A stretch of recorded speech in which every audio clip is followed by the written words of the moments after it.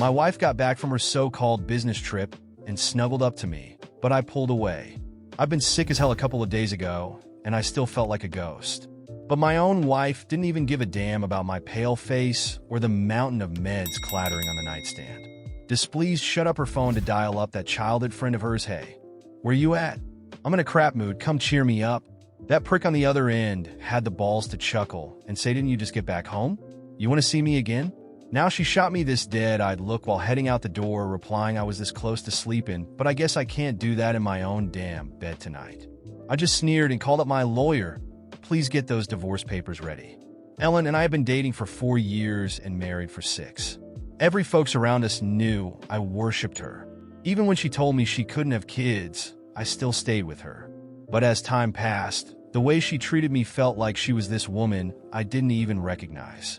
She went from being all clingy to straight-up paranoid, believing what she wanted to believe. Whenever we had a little misunderstanding, she'd storm out of the house and run off to that jerk Gareth McKinley. If I lost it and brought up divorce, my wife would get on her knees saying sorry, swearing she just wanted to mess with me and that nothing was happening between her and her friend. Her mom would back her up, saying I should stick it out. It was just my wife's health making her act all messed up. And all her friends, they'd swear she never even went to see Gareth. And like a goddamn fool, I forgave her. That was until a week ago. A buddy recommended me this OBGYN. So I went to see the doctor, feeling like maybe things could turn around for me and my wife. Luckily, the doc said my wife's condition wasn't hopeless. I never cared much about having kids, but I thought, screw it, maybe having a kid would chill her out a bit. On my way back, I stopped by Urban Basket to grab some groceries. It was just getting dark when I stepped out, and damned if I didn't see Ellen's car stopping across the road. My gut told me to take a closer look, and there she was, sitting in the driver's seat. And right there under the blinding headlights, my wife was kissing some guy torridly, like they were inseparable. The scene struck me like lightning, and the groceries fell out of my grip. Vegetables and fruits rolled out everywhere. When the light turned green, some jerk honked, snapping my wife and her fling out of their little bubble. Ellen rolled down the window, cursing at the car behind them. Gareth, that son of a bitch, just smirked, stroking my wife's hair. They didn't even notice me catching their affair. My wife's car just sped off right past me. I swear it felt like someone kicked my legs out from under me. The night air was cold, and the chill dug right into my bones, making me shudder uncontrollably. I don't remember how I got home, but that night I was burning up with a fever. I would have died if a buddy worried cause he couldn't reach me hadn't come and rushed me to the hospital. Turned out I'd suddenly developed acute pneumonia. When Ellen finally came back, she threw her suitcase down into the room. She smelled of some other dude's cologne. When she slipped under the comforter beside me, she didn't care enough to even notice my pale face or the meds littering the bedside table. I turned my head away from her and said, I'm not feeling well tonight. She got out of bed, looking down at me. Oh yeah, you just can't stand me now, right? Dang, it's not like I'm desperate for you anyway. Then she grabbed her phone and openly called that same damn number. Hey, where you at? I'm in a crap mood. Come cheer me up. I could hear the bastard's damn laugh through the phone. Didn't you just get back home? Want to see me again? Now? You really don't care if your useless husband gets mad? Huh? Ellen looked over at me with a mocking grin and laugh. Well, he's a useless waste of space anyway. To know why he's even got the dang nerve to reject me. She said it quiet enough that her other man on the line wouldn't catch it, but loud enough for me to hear every word. What? The bastard asked? Nothing. Just saying I can't even sleep in my own damn bed. Ellen grinned as she hung up and gave me one last look before picking up her suitcase. And then she just walked right out. There was a time I would have chased her. I would have apologized and held her no matter what bullshit she spewed. I would have appeased her with a gentle voice. But this time, when that door slammed shut, I didn't move a muscle. Just lay there in our bed alone. God, I'm so damn fed up with all her bullshits. The next day, for the very first time, Ellen came back early. I was finishing up breakfast at the table when I heard the door, but I didn't bother to lift my head. She stood in front of me like she was expecting something.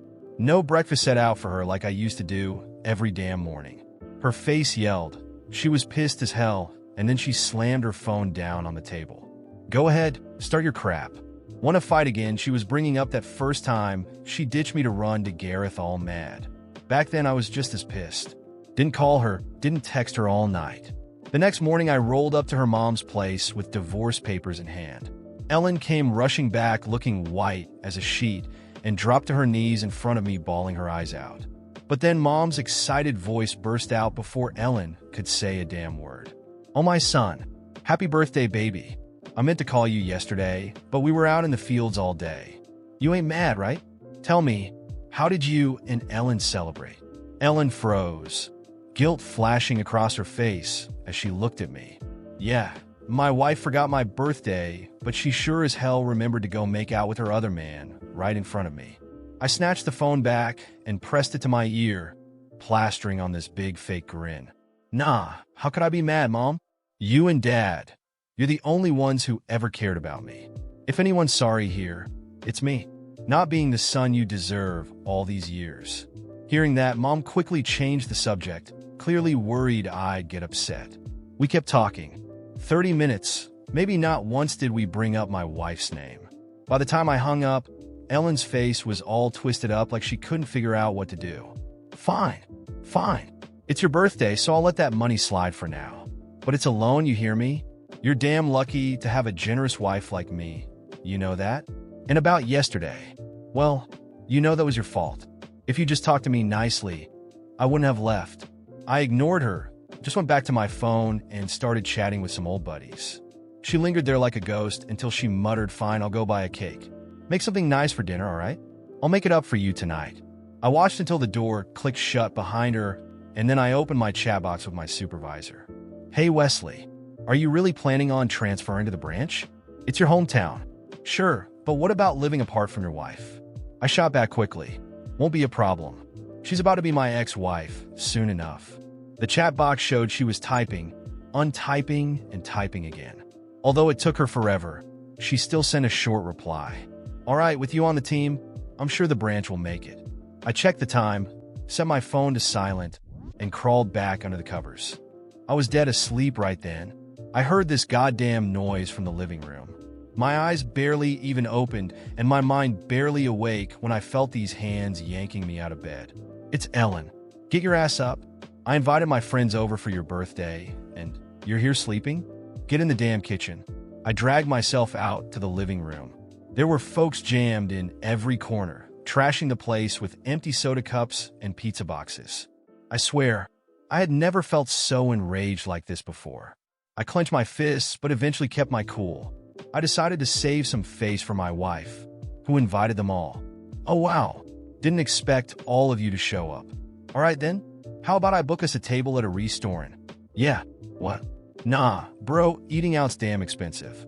Besides, Ellen's always bragging about your cooking. Want a taste of that?" Gareth sprang up, that stupid grin plastered on his face like he knew something I didn't. And there's Ellen, frowning and pulling at my arm. "You just sent $2,800 to your brother, and now you want to blow more cash eating out? What, you think we're born rich? Come on, you can cook just fine. I even got all you need. Just make something quick, Ellen." Buying groceries. That was enough to make my stomach turn, so I bolted to the kitchen and threw the door open. Eels, lobsters, frogs. Jesus Christ. I don't even know how the hell a couple of them got behind the damn stove. I took a deep breath and quickly shut the door. I knew it'd be like this. She can't even mop the floor right ever since we got married, and she thinks she can damn buy groceries. And then there was Gareth, standing right behind me. In a voice that only the two of us could hear, he arrogantly said, "Poor thing, cooking for all these folks on your day. Damn. Did you know, for my birthday, Ellen actually rented out a suite at the King's Bay for 3 good days? Guess you're not the favorite." "Huh? Wesley?" Before I could lift my fist, Ellen stepped up right behind him. "What are you two gossiping about?" "Hey babe, why aren't you cooking yet? My friends are starving." I wanted to tell her to shove her friends right out the damn door, but then I thought of that bastard's arrogant face last week. "We're missing some spices. I'll run out and grab them real quick." "What? I'll go then. It's getting late. You still got 2 sets of meals to cook." You know, she really thought I'd cook a feast for her dumbass friends and then whip up dinner for us too. I ground my teeth together, and then I just shot back. "What the hell do you even know about kitchen stuff? I'll be back in a flash." Finally, That shut her up. I'll go with you. Bro, Gareth really meant to tag along. I didn't say no, of course, but I made sure my fingers secretly pressed that recorder in my coat pocket. Ellen trailed us to the door, throwing these worried glances at me, then at Gareth. Her lips moved slightly. Gareth chuckled and gave her a little shove back. Chill, Ellen. Who's being all clingy now? Who was he even calling clingy? Gareth then closed the door. As we hit the stairs, the bastard suddenly stuck out his arm right in my face. That morning, Ellen finally noticed that something was different about me. This wasn't like the other times when I'd threatened to leave but ended up backing down, apologizing, or trying to make peace. No, this time there was no going back.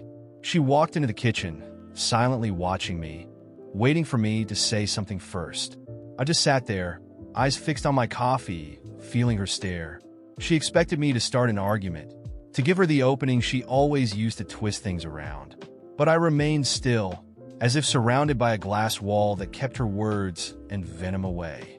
After a prolonged silence, Ellen finally spoke, her voice sharp with impatience. So, you're just gonna sit there? No words? You really think this little act of yours is going to scare me? I took a deep breath, still focused on my coffee, feeling the irritation growing in her tone. It wasn't just impatience. It was discomfort, as if my silence was getting under her skin, throwing her off the control she thought she had over me. Silence was my answer, and it filled the room, stretching into every corner of the kitchen where, for years, I had made her breakfast as a sign of my love. Now, each small act like that felt like a bitter reminder of all I'd sacrificed for someone who clearly didn't value any of it.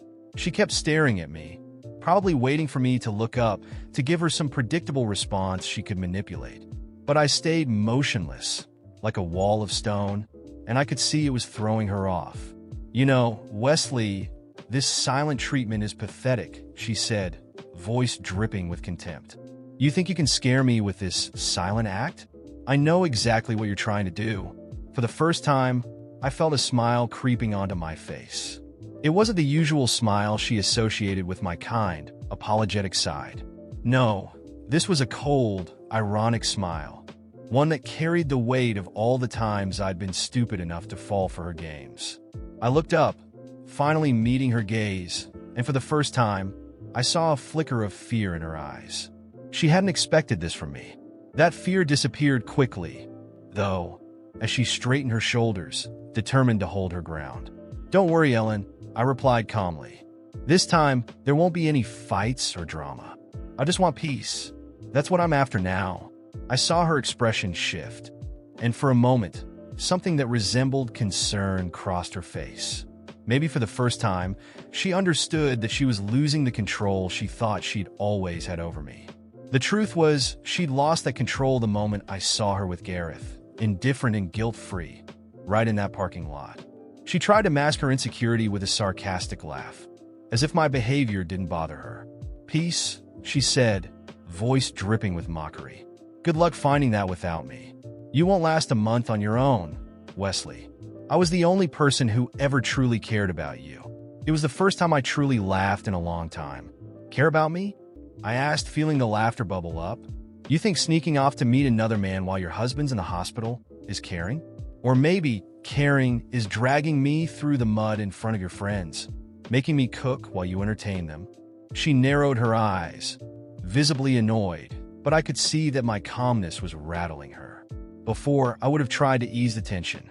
Now, I wanted her to feel it, to understand that I was done. Go on and think you're still in control, Ellen. Laugh it up if you want, but I'm already out of this marriage. At least in here, I pointed to my head, and soon it'll be official. She stared at me for a long moment before opening her mouth to retort, but the doorbell interrupted us. I knew who it was. The lawyer, here with the first set of divorce papers, ready for me to sign. Ellen's eyes darted to the door, and I saw a hint of panic in her face, like she was beginning to realize that this wasn't just an empty threat. I stood up, calmly walking to the door, opening it for the lawyer, who greeted me with a serious nod. Ellen, for the first time in years, looked genuinely lost, as if she had no idea what to say or do. Please, Ellen, have a seat, I said, pulling a chair out for her. She hesitated but eventually sat down. With the papers in front of me, I took a deep breath. "This is just the beginning, Ellen," I said calmly. "I want a divorce, and I'm moving on. I'm done giving chances to someone who only wants to see me broken. From now on, I'm taking care of myself." She stayed silent for a moment, but then her expression hardened. "Oh, really? You think you could just get rid of me that easily? You don't even know what I'm capable of?" Her threat didn't surprise me. I knew Ellen would fight, knew she'd try to make the divorce as painful as possible. But I was ready. Years of manipulation and deceit had taught me never to underestimate her. I knew she'd likely go after everything she could, from property to any dignity I had left. But I was prepared to face whatever came my way to be rid of her. As she got up to leave, she gave me one last hateful look. "This isn't over, Wesley," she said, like she was warning me about a storm on the horizon. "Yeah, Ellen," I replied with a cold smile. "It's not over, but I walked out of this war a long time ago." That last argument with Ellen, her arrogant stance, as if she'd always come out on top, left a clear impression on me. I needed to put an end to this. And it wasn't just a paper-thin end with a divorce. I wanted to make it clear to her and everyone around us who she really was. I knew that trying for one final heart-to-heart talk with her wouldn't work. No, this required something she wouldn't expect, something that would make her feel a bit of what I'd been through.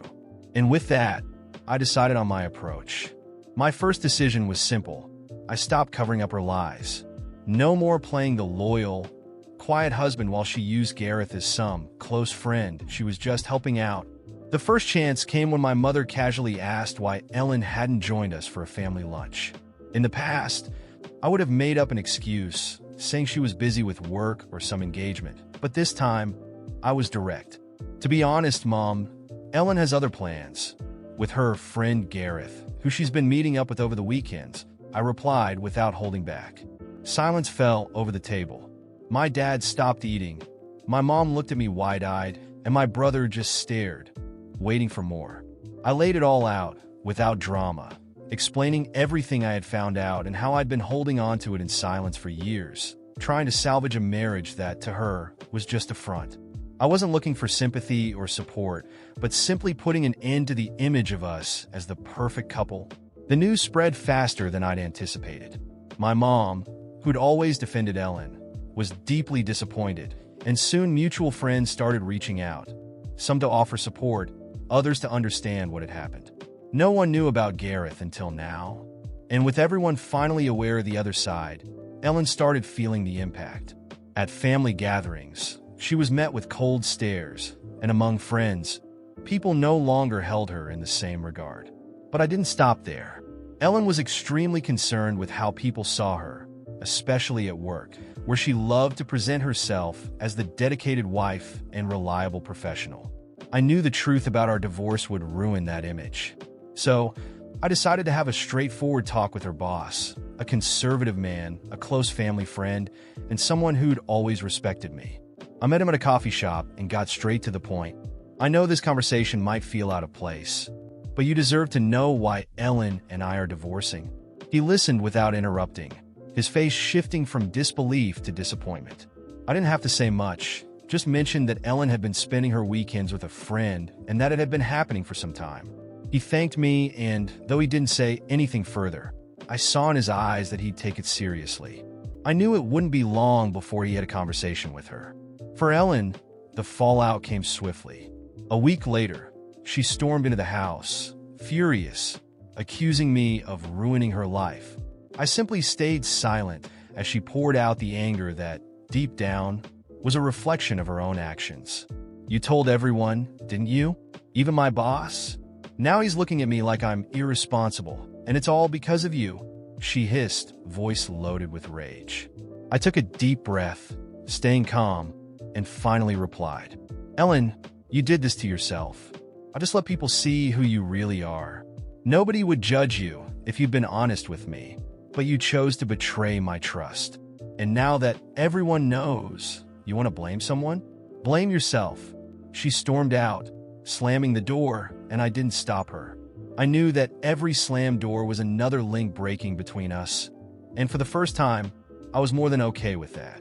Ellen tried to hold on to her social standing, but as days passed, it became clear she was losing her grip. At gatherings and family events, she became the target of whispers and side glances. Many of our mutual friends started avoiding her, while others, who knew what I'd been through, showed me their support. Even her mother, who used to dismiss the issues, now avoided talking to me out of embarrassment. Within weeks, Ellen was isolated, without the network she'd always used to mask her actions. The final blow came when she tried to confront me in public at a company event where all our friends were present. It was the annual firm gathering, and many friends of hers, who now knew everything, were also there. Ellen approached me, probably hoping to intimidate or paint me as the bad guy, but I was prepared. "So, that's it? You destroy my life. And now you're here playing the saint," she said, her voice controlled, but her face flushed with anger. I kept my tone firm but calm, ensuring everyone nearby could hear. "I only told the truth, Ellen. I thought everyone here deserved to know who they were dealing with. Maybe you should start dealing with the consequences of your own choices." She tried to respond, but before she could get a word out, one of her colleagues, a friend of mine, stepped up and, unafraid to share his opinion, said loudly, "Ellen, I used to admire you, but now I see Wesley was right to move on. It's sad you played with his feelings." She left visibly shaken, and I knew that this time she wouldn't be able to cover up her lies or change the narrative. I was honest, and in the end, everyone around us could see the real Ellen. When the event ended, I felt an enormous weight lifted off my shoulders. The divorce process continued, and Ellen tried to contest some of the assets, but without her social backing and with her image damaged, her options were limited. In the end, my revenge was simple: exposing the truth, raw and unfiltered. And somehow, that turned out to be the most devastating blow for someone who always lived by appearances. I left the event feeling lighter, knowing that this time, it was a true ending. Now, after all this time since the divorce, I can finally look back with a sense of peace I never thought I'd find. It was a long, painful process, but each small victory along the way reassured me that walking away from that relationship was the best decision I could have made. I remember how I felt waking up in that empty house in those first days after the separation. It was strange, sometimes even frightening, but over time, that loneliness transformed into freedom. I rediscovered the value of taking care of myself, doing what made me happy without the constant weight of distrust and frustration that Ellen had brought into my life. At first, everything around me reminded me of our former life. People whispered, friends and family would ask how I was dealing with everything, but gradually, I let go of the need to explain what had happened. Ellen, on the other hand, faced the harsher consequences. I'd hear from mutual friends that she was trying to rebuild her life, but people no longer saw her as that perfect woman she'd always portrayed. Her image was tarnished, and she couldn't hide behind the devoted wife mask anymore. Without the respect she once demanded, Ellen started to isolate herself. No one wanted to be associated with someone who had deceived and manipulated so openly. That, for her, was a punishment much greater than anything I could have imagined. Life went on, and after a few months, I met someone new. It wasn't planned at all. Honestly, I was so focused on myself that love was the last thing on my mind. But then I met Julia on a work trip to a city I didn't know. She was unlike anyone I'd ever met. Julia was calm, with a genuine smile and an effortless way about her that made me feel at ease like I hadn't felt in years. She showed me that I didn't have to be so hard on myself, that I could trust and open up without fear. During our first few dates, I shared a bit about what I'd been through, just touching on the surface. Julia listened patiently, without judgment, and more importantly, without making me feel like my past defined me. Over time, I found myself sharing more and more with her, even the parts that made me feel ashamed. She encouraged me to look forward, to think about the plans I wanted to make and the future I could build. Each conversation with her showed me that life could be lighter, that love didn't have to be a constant game of manipulation and sacrifice. Ellen, on the other hand, seemed to spiral downward. I'd heard through mutual friends that she was still with Gareth, but their relationship was far from the fairy tale she'd imagined. Over time, Gareth revealed himself to be the opposite of what she'd hoped for. Selfish and now entirely dependent on her emotionally and financially. I heard rumors that he treated their relationship like a personal victory, parading Ellen around almost like a trophy. Her few remaining friends told me that she'd begun to see Gareth wasn't truly committed, that his interest was just fleeting, and now that they were together, whatever thrill she once felt was gone. One day, I ran into an old mutual friend I hadn't seen in years. We talked about many things, and she eventually brought up how Ellen was doing. She told me that Ellen had tried to return to her old social circle, but people no longer treated her with the same respect. After a few months of rumors and suspicions, she even lost her job. Her reputation had crumbled so much that staying at work became unbearable. It was as if people had finally seen through the perfect facade she used to hide behind. It was clear that this was a consequence Ellen had never imagined she'd face. The silent judgment, the way people distanced themselves from her, and the emptiness of a toxic relationship with Gareth where admiration and interest had long since faded. For someone like Ellen, who depended so much on appearances, living with everyone knowing the truth about who she really was turned out to be the most fitting punishment. With Julia, my life took a direction I hadn't anticipated. After a year together, we decided to move in, creating a home of our own, slowly, without rushing, but with a sincerity I had come to deeply value. Julia showed me that happiness is in the small things. The daily conversations, the carefree laughter, and the mutual trust that doesn't need to be proven constantly. With her, I learned to open up without fear, to love easily, and, most importantly, to value myself. Ellen is now a part of my past, and though resentment followed me for a while, I no longer feel the need to think about her. I heard through acquaintances that she and Gareth had serious financial problems. He continued taking advantage of her until the debt became overwhelming, and she eventually had to sell the apartment they lived in. What she was left with was a tarnished image, a failed relationship, and the weight of choices that, deep down, were always hers. In some way, I found my peace. Today, I'm grateful for what I went through because it led me here to someone who truly understands and accepts me. Ellen, on the other hand, is still trapped in a world of illusions, slowly crumbling. And perhaps that's the truest form of revenge. Knowing I moved on, build a life of substance and fulfillment, while she's left with the life she always wanted, a life of appearances, empty, without anything real.